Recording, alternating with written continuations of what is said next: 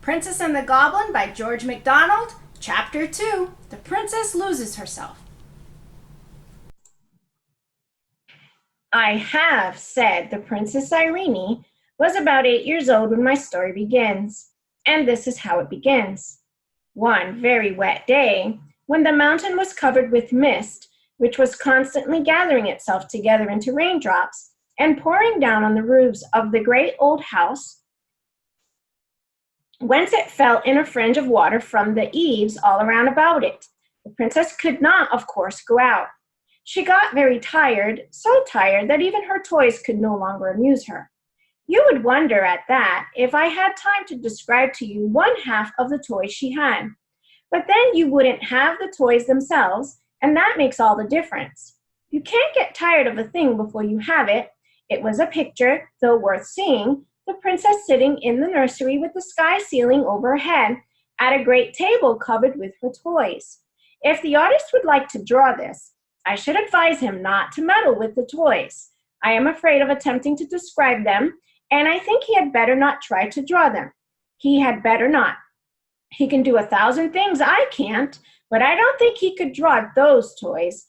No man could better make the princess herself than he could, though, leaning with her back bowed into the back of the chair, her head hanging down and her hands in her lap, very miserable, as she would say herself, not even knowing what she would like except to go out and get very wet, catch a particularly nice cold, and have to go to bed and take gruel.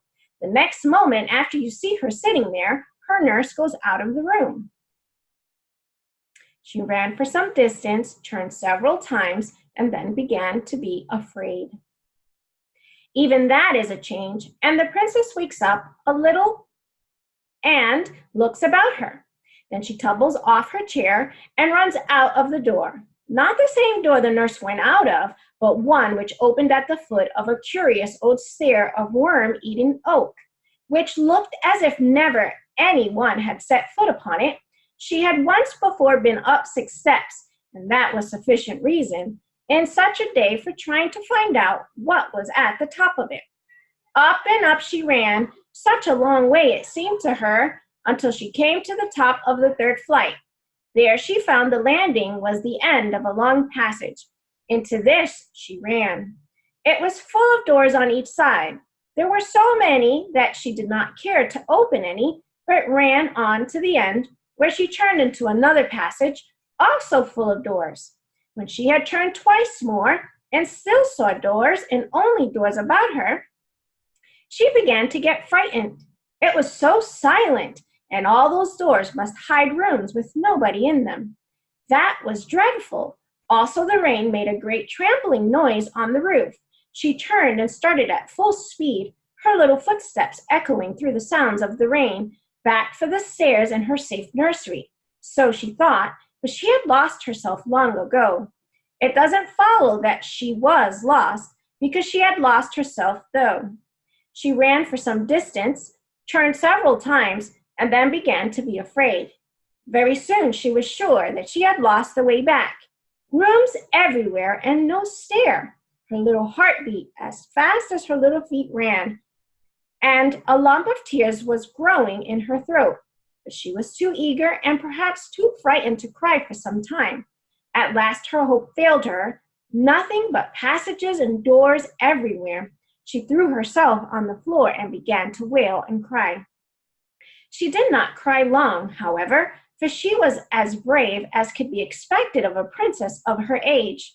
After a good cry, she got up and brushed the dust from her frock. Oh, what old dust it was! Then she wiped her eyes with her hands, for princesses don't always have their handkerchiefs in their pockets any more than some other little girls I know of. Next, like a true princess, she resolved on going wisely to work to find her way back. She would walk through the passages and look in every direction for the stair. This she did, but without success. She went over the same ground again and again without knowing it, for the passages and doors were all alike. At last, in a corner, through a half-open door, she did see a stair. But alas, it went the wrong way. Instead of going down, it went up. Frightened as she was, however, she could not help wishing to see where yet further the stair could lead. It was very narrow and so steep that she went up like a four-legged creature on her hands and feet.